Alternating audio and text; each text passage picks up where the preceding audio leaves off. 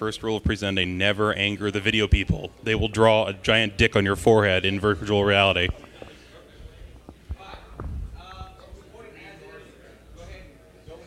Cool. Okay, so hi there. I'm Brendan O'Connor. Hopefully you're here to see this talk as opposed to all the other cool talks going on.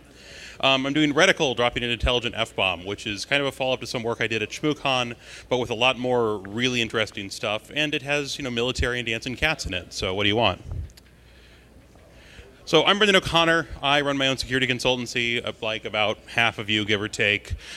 Weirdly, I'm also a rising second-year law student at the University of Wisconsin Law School because it turns out that doing law school doesn't take very much time, which is kind of cool. So you can actually do real work on the side even though you're a full-time law student. And it's way more fun that way because you can scare the hell out of all the other law students. They're like, you hack things? Yes, I do. Isn't that illegal? Yeah, you should probably go back and take criminal procedure again. So it's always good times. So in terms of real work, I've done work for DARPA. I've taught military network warfare classes, which is great fun. And I'm always looking for work, so go ahead and ping me. As a young entrepreneur, there really are no levels to which I will not sink. So always good to know. By the way, of course, I don't speak for anybody, least of all this researcher's sponsor, who I'll get to on the next slide, but I certainly don't speak for the University of Wisconsin either, just in case you thought I did for some reason. As a side note, I'll take questions at any time during the talk, so just wave your hands if I don't notice you somehow, and unless I actually point at you and say I'm ignoring you. So, just first a note of thanks to half this researcher's sponsor, which is DARPA Cyber Fast Track.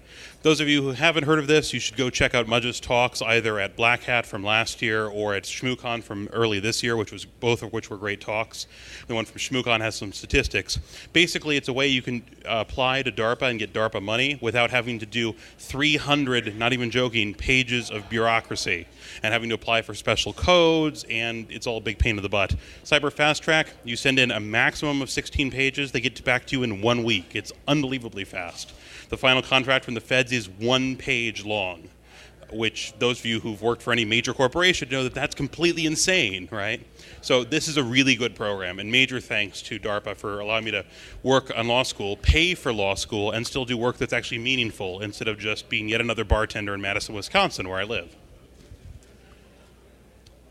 So this is the general roadmap of where we're going. We're going to talk about the problem we're actually trying to solve, talk about the hardware, talk about the software, and then talk about all the crazy stuff we get to do with this. Because basically we're going to work with disposable computing here.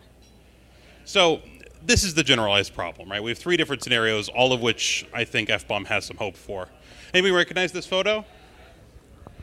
Not really. Okay, so this is one of the photos that they took using balloon mapping when BP imposed a no-fly zone over the BP oil spill so that you couldn't see how bad the oil was. All this kind of brownish stuff is actually oil floating off the beach. And this was an awesome thing, except the thing is that they're using a couple $1,000s of hardware on every balloon. And if somebody shoots it, like, the BP guards with guns who were using guns to keep people from doing exactly this trick, you've lost thousands of dollars of hardware, which is bad, right? And of course, environmental activists like Greenpeace don't usually have thousands of dollars to just throw around. Scenario 2 is just bad men with guns. Okay, so maybe this is just me, but I'm looking around the room and I'm doubting it. Whenever you come up to a big fence with 3 strands of concertina wire on the top, don't you really want to throw stuff over it just to see what they'll do?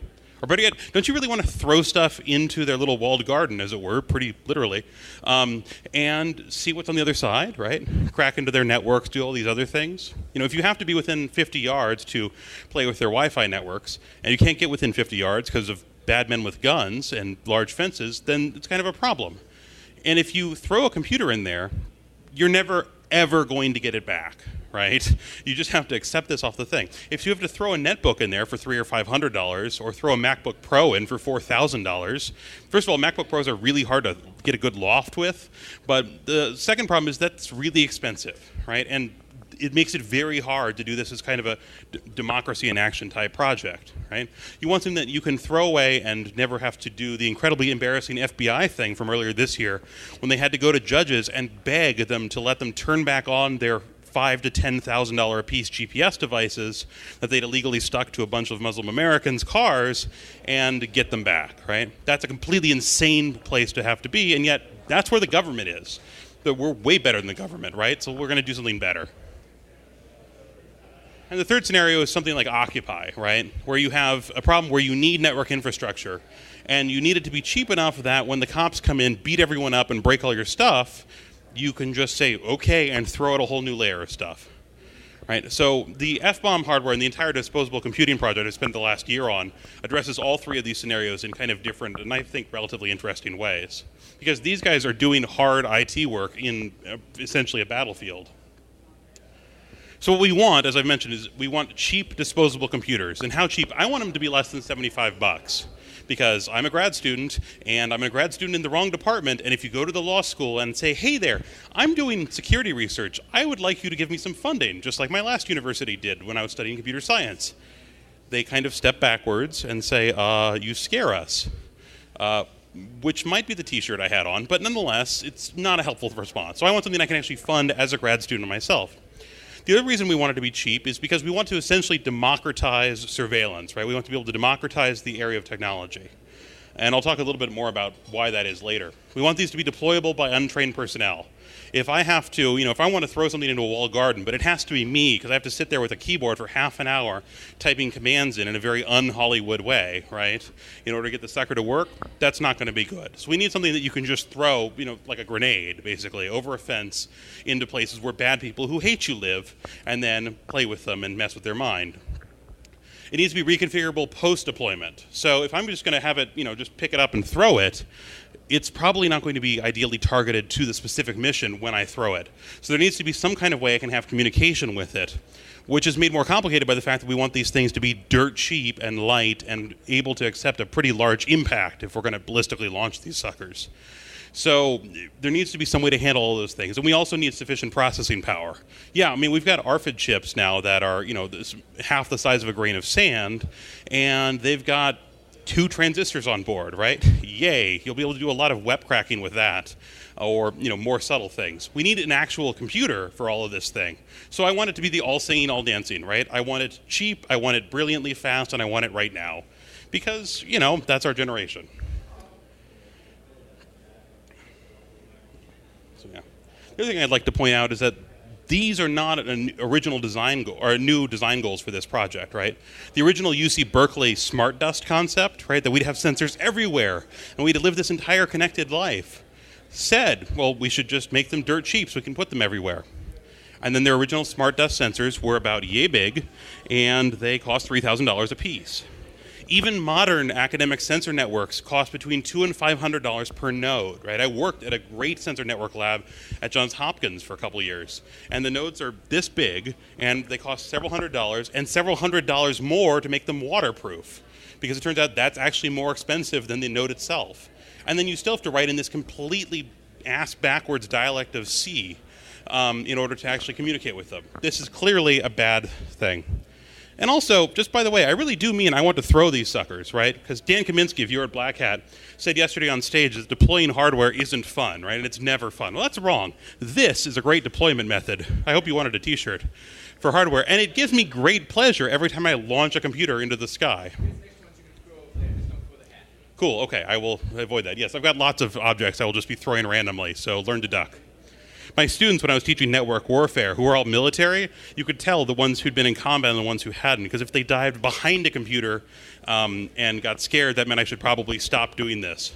The upgrade, however, was that I then got a marshmallow gun and started shooting them if they got questions right, except that I realized that it was actually the ones who were sleeping that I needed to attack, so instead I just bounced them off their foreheads, which worked really well.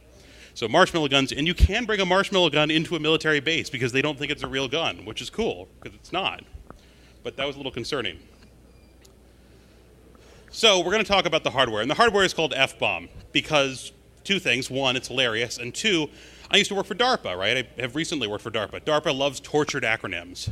So we're going to have F-bomb. We'll explain what it means in a second. So it's the falling or ballistically launched object that makes backdoors, right? Because you could always use a good acronym. And so our design goals are, as I said, cheap, less than $75, and if we can, less than 50, right? And we can less than 10 if you could do it, but I haven't found a way to. And that means not just the base hardware, but an entire mission's worth of hardware, right? All the extra stuff we need to glue onto it, the batteries, everything, should be less than $50 if we can pull it off. And it should be reconfigurable hardware for different types of sensors for different types of missions. That means if one thing, you're throwing it onto something mobile like a truck, you probably want GPS. If you're throwing it onto somebody's roof, you already know whose roof you're throwing it on, so you don't need GPS. And of course, in the land of Arduino, there's lots of different sensors, right? You can reconfigure an Arduino or any microcontroller into anything, but you can't do it cheaply. A wireless sensor for a Wi-Fi module for an Arduino costs $85. A wireless USB dongle, a really good one that you can do master mode on Amazon, is the size of my pinky fingernail and costs $8. So ultimately, even though I love Arduino, we have to abandon it. We have to use USB because otherwise we just can't keep the cost down, not effectively. And the other thing is, of course, we want it to be light enough to be flown on a UAV, which is one of my primary methods, and then dropped, kind of bombing style, right? Or thrown very, very hard. And it needs to be durable enough to land on things it wasn't intended to land on. We'll talk about that in a couple minutes, about how durable we're talking here. And we want it to be ubiquitous enough to be deniable. This means that we need to preempt supply line tracing.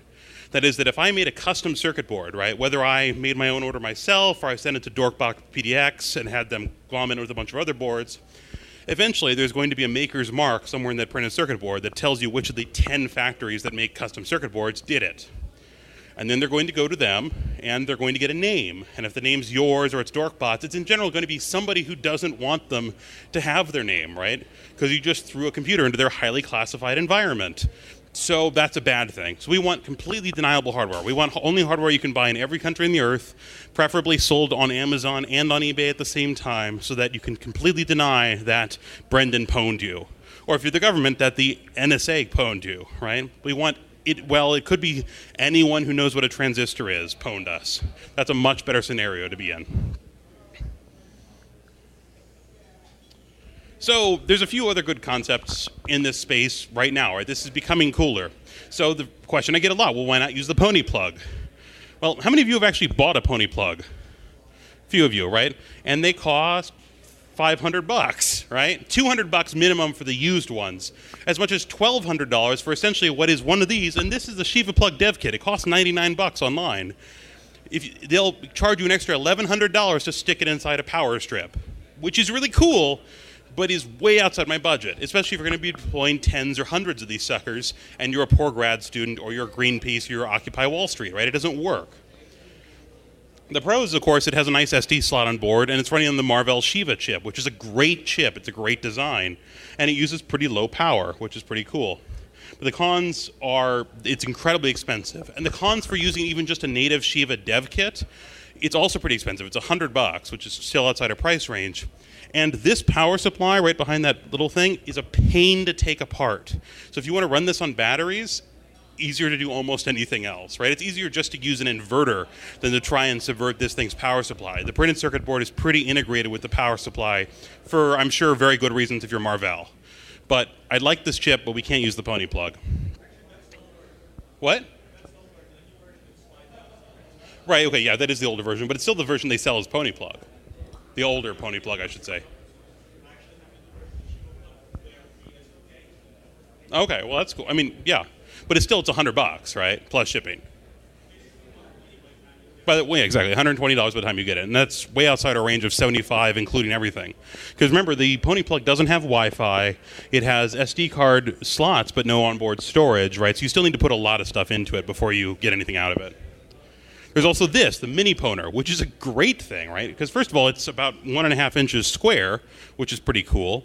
And it has Wi-Fi built in, and it's really awesome. And the problem is that it has 32 megs of RAM and a processor so slow you can only run OpenWRT, which is a really great distribution in terms of mastering the technical achievement of getting it to run on something this slow. It doesn't give you a lot of power. Most of the software you want to work doesn't work on OpenWRT. Right? And especially with only this little tiny amount of RAM, half of which has to be dedicated to keeping the Wi-Fi up, you can't do advanced things like Reaver or other kind of brute force attacks efficiently at all on this. So even though I love this form factor and I love just the whole project, I mean, these things, the base hardware is $25, which is right in our price range. We can't actually use this particular module. There's also, as the third alternative, the WASP, the Wireless Aerial Surveillance Project, which you may have seen at 2 different DEF CONs or 1 Black Hat, or they've been around, right? this is awesome, right? Because it's a flying thing. It has a base station for cell phones in its belly. It can sniff all your Wi-Fi. It can crack everything. It phones home on 3G networks. The problem is that this costs $8,000, and there's only one of them. And it's in an abandoned Army target drone. And, okay, so I'm originally from Montana, right? I live in Wisconsin now, but I'm originally from Montana. If I see something circling overhead, I shoot it, because that's what people from Montana do, right? Well, it doesn't look like an eagle, or anyway, the game ranger's a long ways away. Blam, right? It's not good. And that is, unfortunately, what you have to do with the Wasp, right? Your time on target, because it's fixed wings, so it can't land without basically a runway, a short runway. You have to just circle overhead of whoever you're poning. Ultimately, you have a real problem, right? Humans have evolved for thousands of years to look for circling buzzards, as it means that the birds think you're going to die, right? And so we have this built-in thing of disliking stuff circling overhead. So as much as I love the Wasp project, we actually can't use it for this. So this is what we ultimately came up with. This is the F-bomb version 1. And it's based on the Pogo plug. Just a second. So it's based on the Pogo plug, which is the Shiva core, but the difference is the Pogo plug, or even though they originally sold for $150, have failed massively in the market. And so you can get them on Amazon for $25 consistently, pretty much as many as you want. I bought 10 at once, had no problem getting all for $25, including shipping. Half of them on Prime, right, which is awesome. So the main board is a Marvell Shiva core. It's running 1.2 gigahertz. It's got Ethernet on board, which we don't care about. It has 4 USB ports, which we very much do care about. You can get the whole thing, fill it with Wi-Fi modules, add some flash storage. You can even screw around with eSATA if you want to, and do the whole thing for less than $50, which is pretty awesome. This board is about the size of a piece of bread, about 3.5 inches by 4 inches by half an inch, which is pretty cool. And as I mentioned, the power supply, this is the connectors over here, this just takes a regulated 5 volts. Which apparently the new ones do as well from the actual Shiva dev kit. But as I mentioned before, the original Shiva didn't. You needed basically to run AC in. So regulated 5 volts, you can get a 25-cent 7805 chip and run regulated 5 volts off of a couple batteries. And that's awesome for us. How many of you know the capacity of a D battery? Anybody know? How many of you guys have used a D battery for anything in the last couple of years? Like 10 of you, right? And half of you probably have small children who needed it for those ride-in things, right? D batteries have gone out of style because we're all green now, right? We're not supposed to use disposable batteries because we just throw them away and that pollutes the environment. We're throwing away the whole computer. We totally don't care. And a D battery has 18 watt-hours as standard capacity off a standard alkaline D battery. That's a huge amount of power. And therefore, we run a few of these things. You can run this for 24 or 48 hours off of just a few D batteries, which is pretty awesome. The other thing, for those of you who care about this, D batteries are still made in the United States by fellow Americans, right? Lithium-ion batteries are not made in the United States. It's illegal to make them in the United States. But Rayovac D batteries are made in northern Wisconsin, and AA's are actually made in Madison, where I live, which is kind of cool. And the 2 Wi-Fi dongles, well, why do we have 2, right? Surely you only need 1 to do pen testing. Well, it's because, remember, we're going to use the minimum viable hardware. And you notice that there's not a 3G connection on this. The F-bomb design concept, what we exploited for Reticle, is go crack your way into somebody else's network and use that for a backhaul. Okay? So we're going to just basically send you out there and tell you to find somebody who lets you borrow their phone forever, and preferably don't tell them, right? And that's how we're actually going to use, when we build Reticle, the software concept of this, that is going to be the first major challenge, is how do we get that part to work? You had a question? Okay. Unfortunately, they come in a bright pink case. So unless you're invading a Hello Kitty store, not so subtle. But, right, but the new version that they've changed colors to actually has a less powerful board and costs more money on Amazon. Whereas this version is the version that you can get for $25 and is really powerful. So you want the big pink version, but luckily it's like 2 screws and you can turn it into whatever you want. For instance, this, right, in that cute little 3D printed case. This, with everything on it, including the power connector from which I can suck from my Parrot drone, the $300 Amazon toy drone, weighs 107 grams. So it's very light. It doesn't take anything else. You just add a couple batteries to it. And it's also small enough you can fit it inside almost anything else. So this is actually a big carbon monoxide detector I got on eBay for $5. Ripped out all of its guts, including the radioactive bits, stuck it inside, added back in an AC power supply, but a smaller one, and hid it inside someplace that I won't tell you because I think they'll be pissed at me, for several weeks without anyone ever noticing. How many of you guys have ever checked your carbon monoxide detectors to make sure that they're still carbon monoxide detectors? Yeah, that's what I thought, right? No one looks at this. You want it in something that people will ignore. I've hidden these things in Triscuits boxes at the back that are stale and marked expired 3 years ago. Also a great place. Anything kind of moldy, great place. Keep it out of the refrigerator because it turns out those are a Faraday cage. But otherwise, places people to ignore work great in offices, right? And it turns out, after the talk I did on this at ShmooCon, the International Spy Museum, who are cool guys and do mostly a lot of Soviet-era spy technology, thought, this is great, can we have it? So now they have it. Which is the other thing. If you make up stupid acronyms, random people will call you and ask you to give them things, which sounds better than, or is better than it sounds. So, yeah, I've been mentioning the very durable impact, right? And I showed you the 3D printed case that actually works pretty well. I threw it off my balcony on the 4th story several times and it survived just fine, continuing to record data, no problems, because there's no moving parts. But what if we want to really injure something? So this is the soundboard system at Sector 67, the hackerspace in Madison, where I do a lot of my work. And it's not there anymore, but back here there were a couple pogo plugs that used to live on top of that very large amplifier for our big sound system, right? And it's a cool place, and it worked really well until one day I was messing with something, and this happened. So that is what it looks like when you drop 300 pounds of hardware on your foot, and in this case, on top of one of the pogo plugs, which still worked, which is awesome. So it can survive a 150-pound amplifier plus a bunch of other crap dumping on top of it and still continue to record data and continue to work, which is pretty awesomely durable, right? And that's in the original pink case. We can make better cases for it, right? You can put it in a small Pelican case or whatever you'd like. So we get the durability we're looking for out of all of this.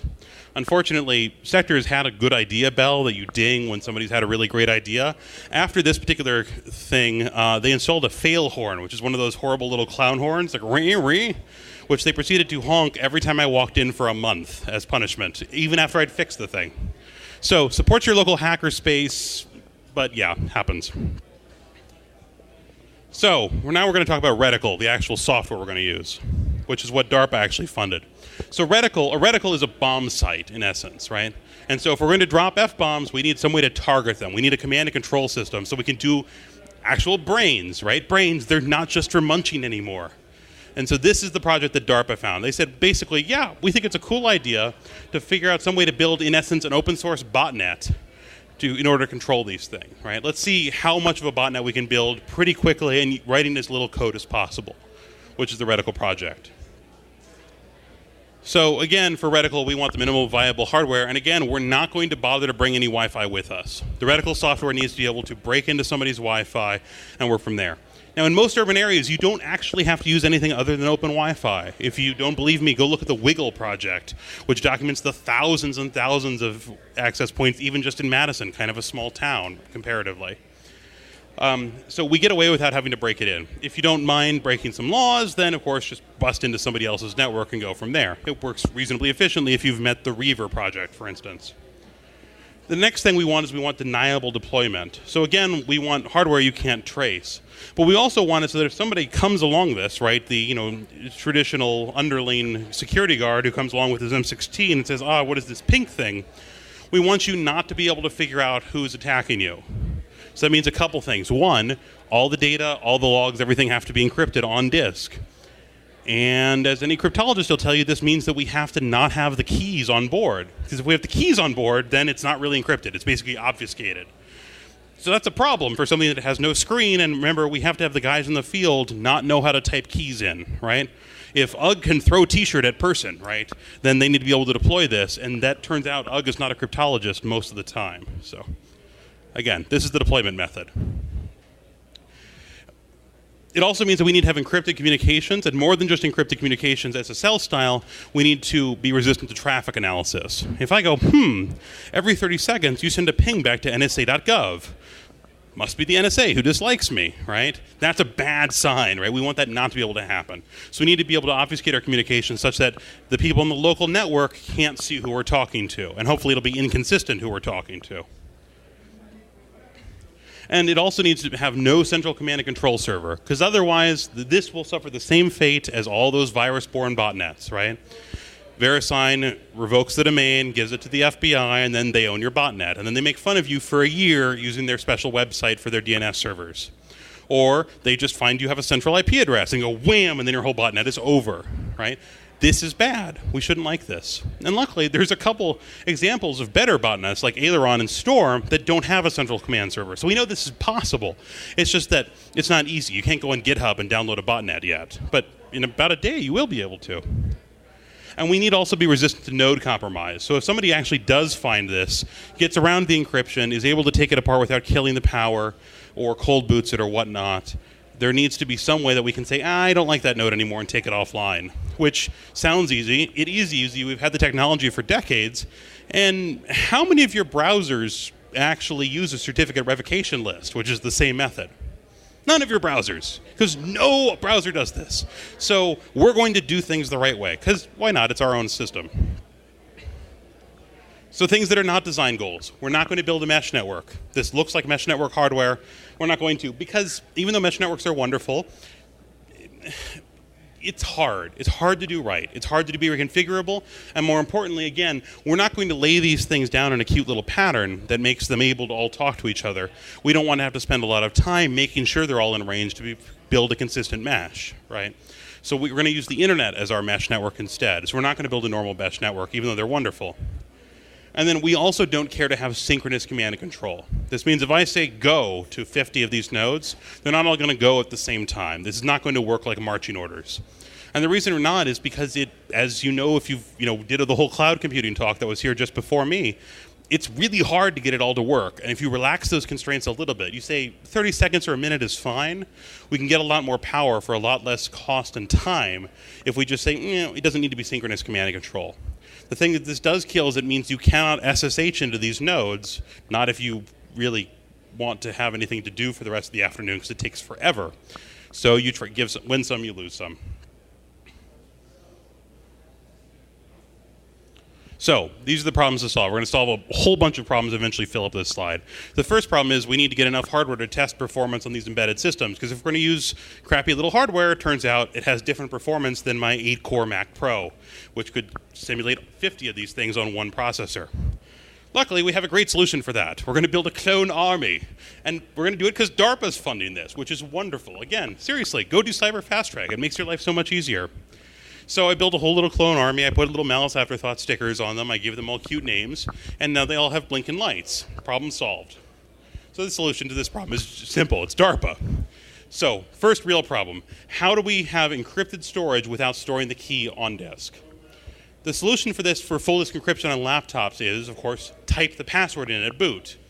We don't want to do that. Imagine you're getting, imagine if it's a smoke grenade, right? And you've got X grunt in the field, and he goes, okay, boss, I'm ready to throw this. Wait, I have to unpack my monitor and my keyboard, sit down and type in the very long encrypted password, and then eventually, okay, boss, now we can throw it, right?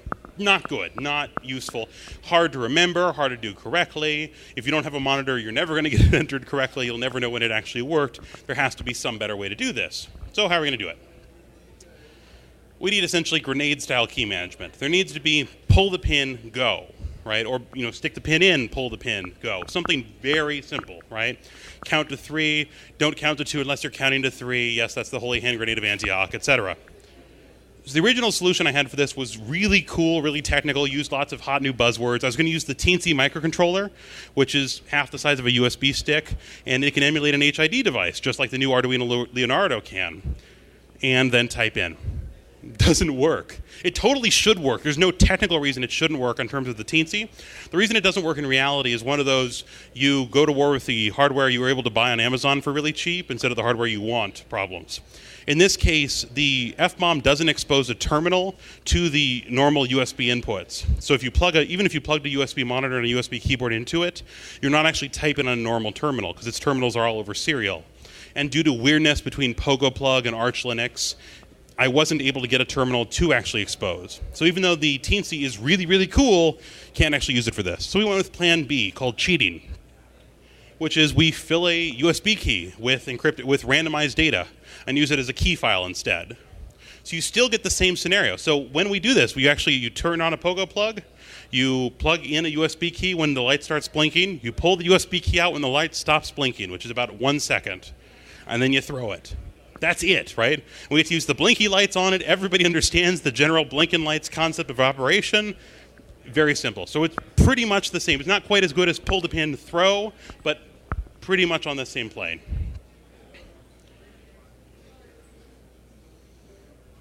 So we've solved the second problem with the USB drive.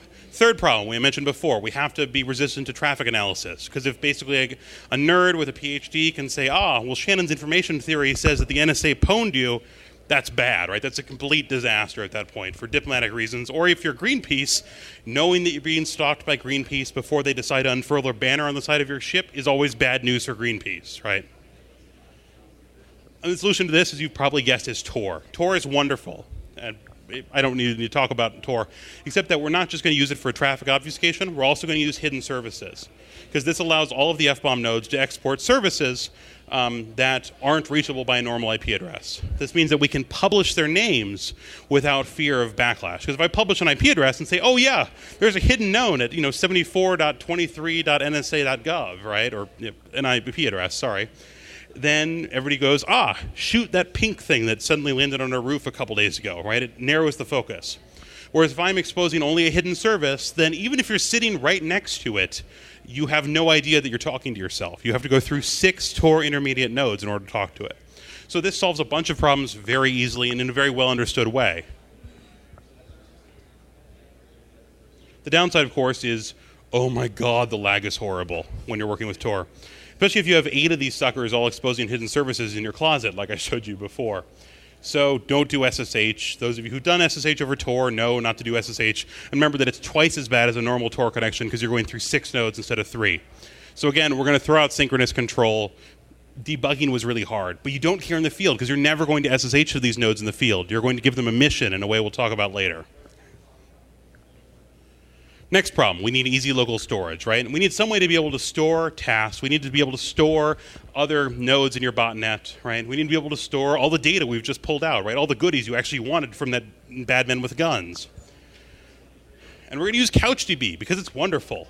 Setting aside the whole SQL versus NoSQL thing, this is generally a bunch of unstructured data, right? So generally SQL doesn't work very well. And Couch has some other cool things. It has MapReduce that I can write in JavaScript because I really wanted to add yet another language to my cyber fast track. I got up to about 6 during the course of this project.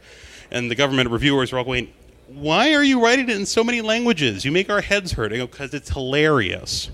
So JavaScript MapReduce, which is awesome. It also is very RESTful, obviously, so it does all those nice web things. And it has a built-in HTTP server, which is cool. So that means you can actually expose all the data sets you're collecting over HTTP and then expose that over Tor, right, over the hidden services. So we're going to store tasks in CouchDB, we're going to store our exfiltrated data, and we're going to store a list of friendly nodes that we know about for replication in CouchDB. So the next problem is indeed, well, how are we going to send data from one node to another? Where's the peer-to-peer part coming in this?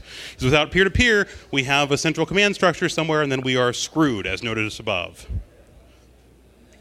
CouchDB also solves this problem, right? CouchDB is wonderful. It's the all-singing, all-dancing database. CouchDB will actually do replication from database to database over HTTP in a pretty simple, incredibly fault-tolerant way. And since it is just HTTP, you can torture the HTTP protocols all the same way you do with normal web traffic. You can throw them through proxies, you can run them through Tor, you can do all sorts of evil things to it. It's a great solution. The other thing that CouchDB gives us at this point, excuse me, is that it also has hooks for every commit. So you get a nice, very easily exposed way from Couch, instead of having to poll it saying, is there new stuff yet? Is there new stuff yet? Is there new stuff yet? Couch just says, bing, look, I got a new task. Do what you want with it. So at this point, we can write a pretty simple script that just acts as mommy. Whenever a task comes in, it runs it, and it actually verifies all the encryption keys on the tasks, makes sure the task was sent by somebody authorized, verifies group identity. All of this can be run on a pretty dirt simple JavaScript thing we embed in CouchDB. It makes everything much easier to work with. And then we need encrypted revocable communications, right? So as you'd probably guess, we pretty much want SSL. We want SSL done the right way, not with a certificate authority. We want SSL because it has encrypted and revocable communications. And the solution should be CouchDB if you look at the box, right? Well, this should be able to solve this problem as well, because it says, hey, we support client and server SSL certificates. Funny story about that. CouchDB has supported client SSL certificates, that is, when you send it to the person you're trying to talk to, excuse me, for almost a year now. They added a support in October of 2011. So I booted it right up, and yep, they can serve an SSL certificate. They can send a client SSL certificate for replication. And if you tell them to verify a client SSL certificate, it crashes and dumps its core. Yeah, it's horrifying. And it did this repeatedly, and it did this on several different operating systems. And so I finally did what you should really do, and what the docs always say you should do. Go on IRC and go to hash CouchDB on Freenode and ask them, hey, what's going on? And they said, no one's ever used that before. What do you mean no one's ever used that? So apparently this one dev got a rogue hair and just decided to implement client support, client SSL support. And literally, according to the CouchDB devs, as of March 2012, no one had ever used client certificate support. So they didn't know it didn't work. So I filed a bug. The bug is still there. That's a screenshot from yesterday. It's marked as low priority. They don't care, which is too bad. They don't care because nobody uses it, because no one uses client certificates, right? And all of you guys in the security community, you know why no one else uses client certificates. They're really hard to manage, right? We don't care because we're going to manage them with that nice USB key. But they care because they're like, there's just nobody calling for it. So there's been one other person who's posted I want that too, and that's it. So they'll fix this when they fix this. Now, several of you might be asking, hey, this is open source. Why don't you fix it? How many of you guys have ever coded an Erlang? How many of you guys have seen an Erlang error message even? Okay, they're horrifying. They make Objective-C, hell, they make Ada look very friendly. They make GDB error reports look readable by comparison. It's a great language, I'm told, by people who are language nerds. I love speaking different languages. I've had a few bad experiences with functional languages. I can't speak Erlang. I've tried very hard. So ultimately, we need somebody else to fix this for me. Hopefully, one of you guys will have the Erlang bug, and you'll go and you'll fix this, and life will be wonderful. In the meantime, we're still stuck with this problem, right? We still need encrypted revocable communications. Tor does not provide this security. If you go on Tor's webpage, they will say, we don't provide the security you're looking for, Brendan. But there is a solution. It's Nginx. And it doesn't have to be Nginx. It can be any web server that can do a proxy for HTTP and impose SSL over it. But Nginx is really cool. It's really fast. It's very tiny. Doesn't use a lot of RAM. And it works really well. And as soon as CouchDB pulls this or fixes this problem, we can pull it immediately out. What the other kind of random benefit that using Nginx as opposed to using CouchDB natively for SSL gives us is that it means that local scripts running on the FBOM node itself don't need to use SSL. They don't need to worry about it. And then the firewall simply protects basically only people coming in. Is this a completely impervious solution? Could somebody break IP tables and then come in? Yeah, sure. I'm not going to try and pretend that we've eliminated all attack vectors. But I feel like breaking well-understood software we've used for decades is a better attack vector than just me screwing around with it, right? So Nginx is wonderful software if you need this kind of thing. And yes, Reticle nodes do check the certificate revocation lists. We don't just assume that it's going to be all fine. And we propagate certificate revocation lists through CouchDB, through the same peer-to-peer replication. So it works pretty well.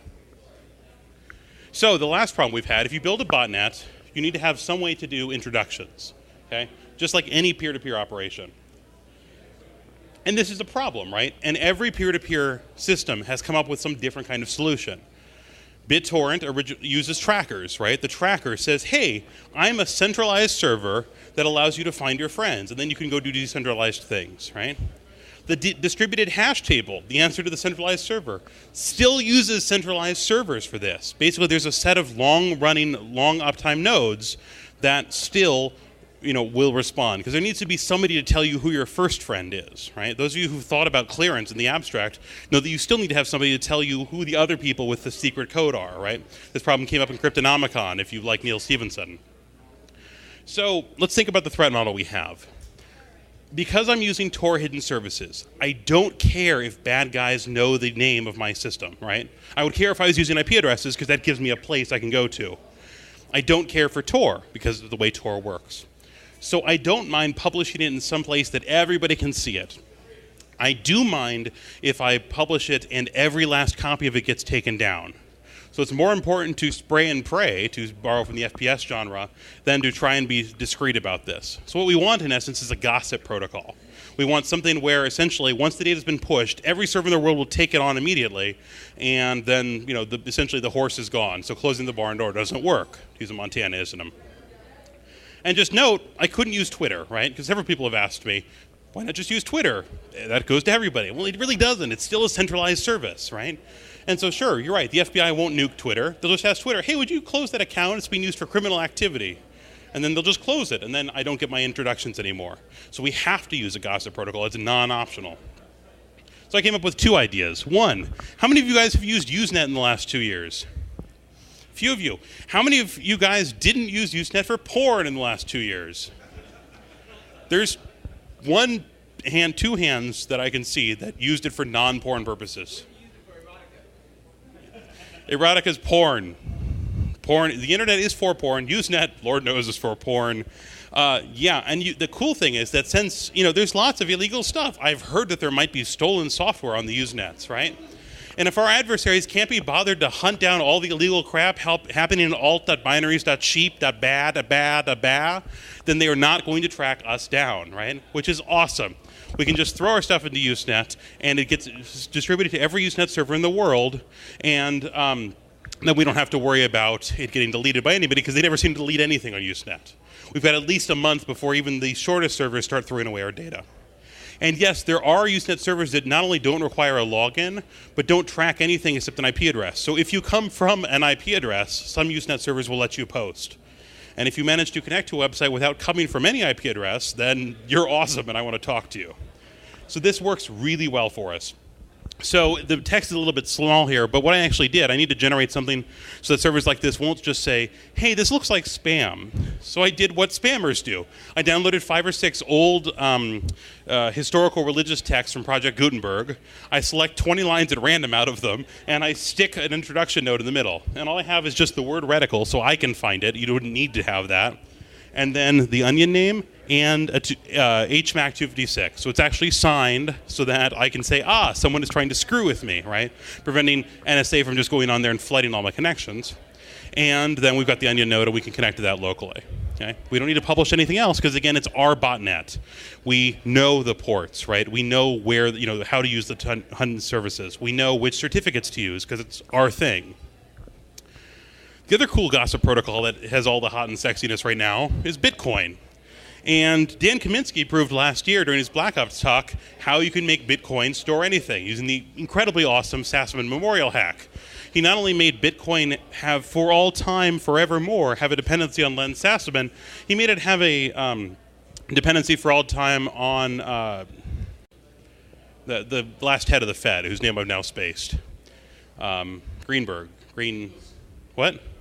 No, not him. Anyway, the last head of the Fed, right? Because it's hilarious. Greenspan, thank you. There's actually an ASCII art picture. It's on the next. It would be on the next slide if I continued in columns. And Bitcoin forevermore has to calculate Alan Greenspan as part of the Bitcoin mining process. This is great. It's been very well proved. I didn't implement it because basically doing this as a dev thing is kind of rude to the Bitcoin devs. But for real-world productions, for real high-stakes thing, yeah, just go ahead and use Dan Kaminsky's code for the Bitcoin or the BitLen hack. So now we've solved all these problems we wanted to solve, right? We have, in essence, a big, large botnet, or all the pieces of it. And so when we put it together, it looks a lot like this. So everybody has a nice big IP tables firewall running on these little pink things. Then you've got the Tor client, which handles all connections to the external world. We have CouchDB shimmed through Nginx. We have the Mommy script, and that's all the harder it has to be, right? The cool thing is we've now built all of the methods and madness of a top-level first-order modern botnet like Aileron or Storm, and we wrote about 60 lines of code, most of it in the Mommy hook script. About 300 lines of configuration, but hey, right? You can't really whine too much about it. This is cool. Instead of having to pay Russian mobsters for 3 years to develop our botnets, we got to get away with all other people's code. And we can do that partially because we're not trying to infect Windows PCs with this. We don't have to hide from an existing supervisor or hypervisor. We take over the whole system because we own all the hardware. So we get to use all the benefits of the open source community, like the fact that severe network nerds have worked for 5 years on the CouchDB replication model. We can just use it for free because it's awesome. So now we have to test it. And for testing, I've turned to my friends in Sector 67, naturally, in order to do a lot of the missions we'll talk about next. So a mission is what I refer to as just a task. It's a task complete with who's supposed to do it, because Reticle has a grouping system to say only these nodes do it. It's complete with all the signatures, and there's a bunch of public-private key signing that you'd expect. I tried to do it all the right way, more or less. And it's also the data you have to send in order for it to process. So it's the whole big package, right? Why didn't I just call it a task? Well, because I worked for the military for too long. So it's a mission, right? It sounds very cool, right? Like sending shots down range and stuff. So to send a mission to Couch, all you have to do is find any node and execute a CouchDB put, which is, you can do it from curl if you really, really want to. It's kind of a pain to do it all because there's a timestamps and there's a bunch of signatures. You can do it manually, but there's also in the source code a cute little script that just calculates everything and shoves it in for you. But that's all you have to do is put it into CouchDB. If you're local on a node, you can do it without even SSL. If you're not local, you just have to have the client certificate and tell curl to use it. Pretty easy to send it in. And the neat part is that then, in order to get your data back, right, if you've infiltrated and then you want to exfiltrate all the packet captures you've been doing, every mission can just send its data back into the CouchDB. And on the next replication, we run replications on the Reticle test network about every 30 seconds to everybody. So it takes a couple minutes. You'll pretty much have all the data back pretty quickly. And all you have to do is sit there. So if you've got one node, you don't need to know where all the rest of the nodes are. They'll just all handle it pretty much automagically for you. So we get infiltration and exfiltration all for free. So missions we've written so far, a cute little blinking lights thing, Stalker, which is a fun project at Sector, basically saying, hey, so-and-so walked in, right? Listening for broadcasts of their MAC address off their phones. Okay, Creepy, which was kind of fun. So another member of Sector noticed, hey, most people in this hackerspace use online dating websites, right? Unnamed online dating websites, because I won't tell you which one because it's so hard to figure it out. And so they said, hey, you know what? If you look at the packets, they include a completely plenipotent cookie in every single packet to and from the unnamed dating website that includes all of your login information. And I'll bet if I sniff that, it will download all of your private messages for me. And then it worked. And so he wrote a cute little plugin for this. It just, it's just another mission, right? It sniffs, it listens to the unnamed dating website packet, and it downloaded a bunch of stuff. Good times were had by all, right? Don't worry, this is not actually running. Lord knows that source code isn't going anywhere because it's creepy, hence the name.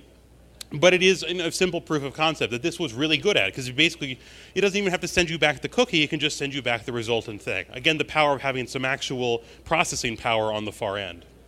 There's also private web browsing, which is more kind of in the Occupy thing. And it was a proof of concept right now, but it works pretty well. Throw down one of these things, it finds local Wi-Fi, and then it uses the other USB thing in master mode to expose a connection, gives everybody Wi-Fi access, and routes everything through Tor. So you've got private, anonymous, deniable web browsing.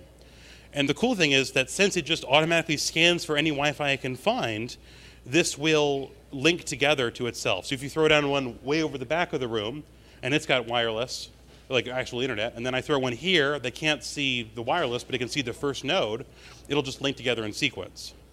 And you can do some configuration and some signaling to make it, not just keep routing multiple times through Tor, but that's all a pretty simple configuration thing. It works pretty easily. So right now you can take this and go rewire your entire Occupy protest.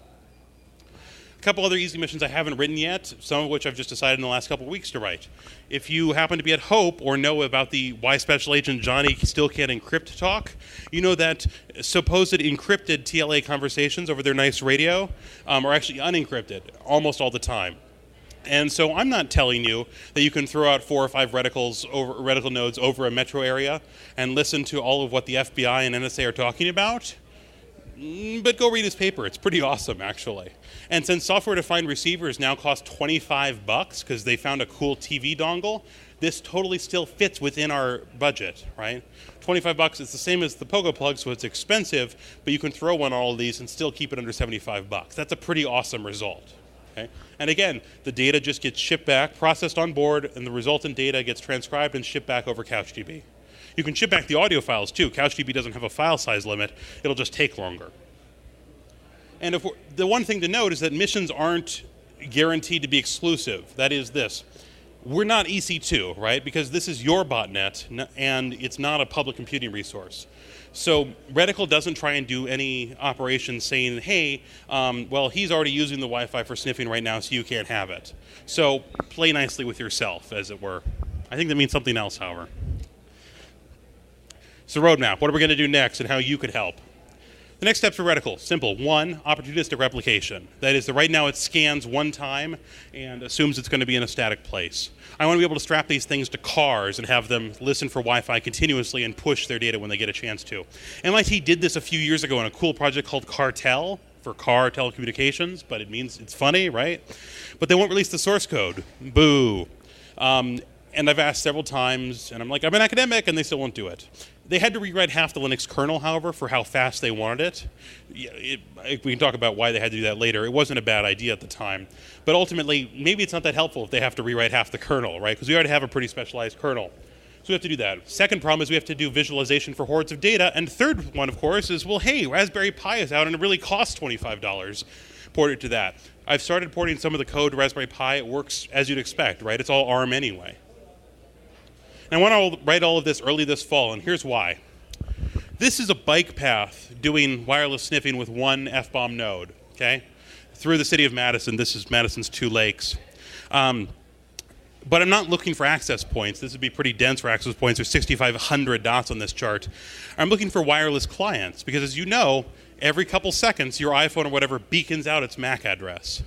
Well, it occurred to me, well, hey, if I had a few different nodes, one here and one here and one here and a couple moving, I wonder if I could play hide and seek, except without the people who are hiding knowing that they're hiding. And so this is going to be Spotlight. And Spotlight's going to be very simple. We're going to play hide and seek. We're not going to have any trained seekers. We're going to strap these things to a bunch of bicycle couriers, which are still used in Madison because it's a big bike town. And then we're just going to sniff all of the broadcast data all the time. And we're going to use a couple simple bits of geometry, which works really easily because Madison only has 2 dimensions, essentially. There's no hills in Wisconsin. Despite what their ski resorts will tell you. I'm from Montana. I know hills. These are not hills. So it works really well. Simple geometry works pretty effectively. We're going to pay bicycle couriers and bored students who we can give a $5 Amazon gift certificate to wear this thing on their belt for a day. We're going to bring them back. We're going to play hide and seek. Our estimate right now is that 20 nodes, given 12 hours, can find at least 10 moving targets. We're going to use 10 as the first exemplar. Okay, so 5 mobile and 5 static, and we're going to use the moving ones. They're going to be attached to people. We're just going to call you up. It's going to be like on down Periscope, right? You're going to have to confirm the firing solution because we're not going to just shoot you, but you get the idea. It's going to be pretty fun. And we're going to play over a 2-kilometer area to start, because why start with something easy? We're going to expand this on the second test to a 10 square kilometer area. And here's the deal. This is what I'm doing this fall. DARPA funding has expired. They're incredibly wonderful to me. I don't have funding to do this. I'm going to do this. And Sector 67 has already agreed to partner with us, getting all of the attachments to the bicycle mouse. But if you are a funding agency and think this is a security project, which it totally is, then contact me. If you are a company and would like your stickers on everything I can see, contact me. And if you're a coder, more importantly, and you want to help with these projects, so we're solving cool new engineering problems based basically on, hey, that sounds fun, let's do that, then by all means contact me. All of this code will go up tomorrow on maliceafterthought.com, which is the domain there, because it turns out they will let you register anything as a corporation name these days. And it's all going to be posted on GitHub. And so it's going to be a big open source project. I did it in secret for 3 months. That got boring. I want to be able to post people to a website now. So it's going to be open source. You can run your own botnets. I'm happy to help port it to any other weird system you're doing on. The software is pretty simple because most of the components work on pretty much everything. And so it's a lot of configuration and a lot of just kind of lessons learned. And I'm happy to share it with anybody who wants. And I welcome, by the way, anyone who can show me how to reduce my attack surface or increase reliability or anything. By all means, tell me. I don't try and pretend that all these are the right solutions. They're the solutions I figured out how to do. And I'm not an expert in every category that Reticle works in. So that's pretty much it for Reticle and FBOM. Thank you all, and I'll take questions.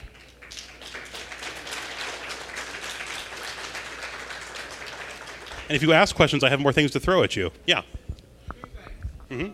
One is, once the Raspberry Pi actually becomes available where you can easily get one, Mm-hmm. do you think about trying to go into that instead of home plug?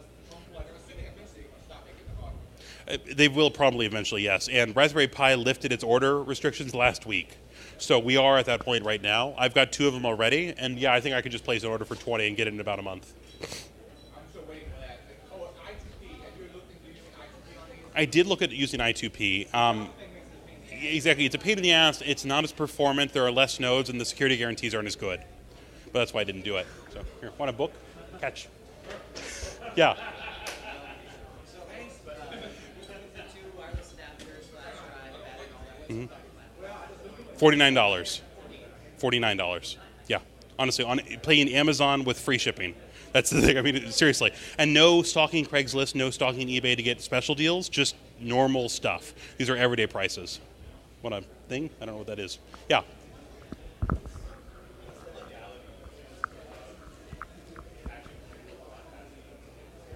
So I am not a lawyer yet, but even if I were a lawyer, we're not your lawyer. None of this stuff is illegal if you get permission to place the nodes or use the Wi-Fi, right? If you don't get that, then your local laws are going to vary. In some states, it's illegal to use open Wi-Fi, like Florida, where it's a felony, weirdly. I don't understand how that can possibly be constitutional, but it's not my job yet. It will be eventually. Yeah, I'm not going to tell you what's legal and what's not. We got permission from every place we drop these on the roof of, mostly because BAM is not subtle. Now, federal buildings are built with bricks on their roof, and therefore they don't hear it. But on just your normal business, they get weirded out if they hear thumps coming from their roof. Do you have a question? No. Any other questions? Yeah. I'm using a 3D printed case. I can show you if I can pull my bag. But there's another cool case that I just saw on their website called Pybo, which looks better built than my 3D printed case. Yeah.